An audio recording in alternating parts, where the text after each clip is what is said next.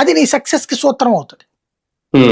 పొగిడేవాడితో feedback తీసుకుంటే నువ్వు ఏం చేసినా కరెక్ట్ అంటాడు. దానివల్ల నీకు నిజమేమో తెలుస్తుంది.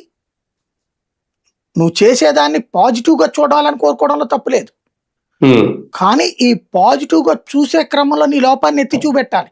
దాన్ని యూ షుడ్ యాక్సెప్ట్ ఇట్.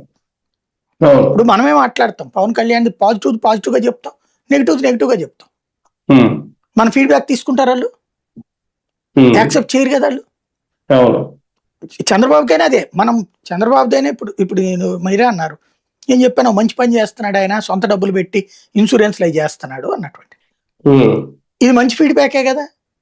అదే సందర్భంలో లడ్డూకు సంబంధించిన దాంట్లో ఆయన తప్పు చేశారనే చెప్తాను నేను. ఇట్లాగా మనం ఏది పాజిటివ్ ఏది నెగిటివ్ అన్నటువంటిది నీకు అన్ని యాక్సెప్టబుల్ కాకపోవచ్చు, బట్ న్యూట్రల్ నుంచి నువ్వు ఫీడ్బ్యాక్ తీసుకోవాలి కదా.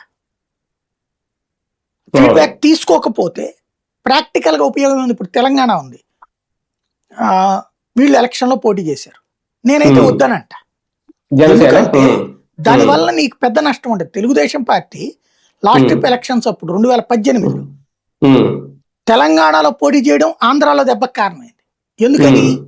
డిపాజిట్లు కొట్టుకుపోయినాయి దానికి, అనేక చోట్ల పోటీ చేసి.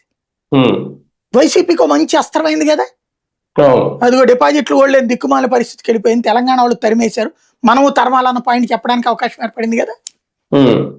తెలంగాణలో జరిగే ఎలక్షన్స్ మన వాళ్ళు అక్కడ పార్టిసిపేట్ చేస్తే నిజంగా దూకుడుగా ఎదగలిగితే నో అబ్జెక్షన్. కానీ నీ చేసినప్పుడు, ఇప్పుడు ఫర్ ఎగ్జాంపుల్ జగన్ ని 11 సీట్లు అంటారు, ఎస్ 11 సీట్లు, కానీ 40% ఓట్లు వచ్చినాయి. జగన్ కు వచ్చిన ఓట్లో 10% కూడా రాలేదు జనసేనకి. అది ఒక ఆస్పెక్ట్. రెండోది, తెలంగాణలో ఇప్పుడు వీళ్ళకి ఎన్ని పోటీ చేశారు?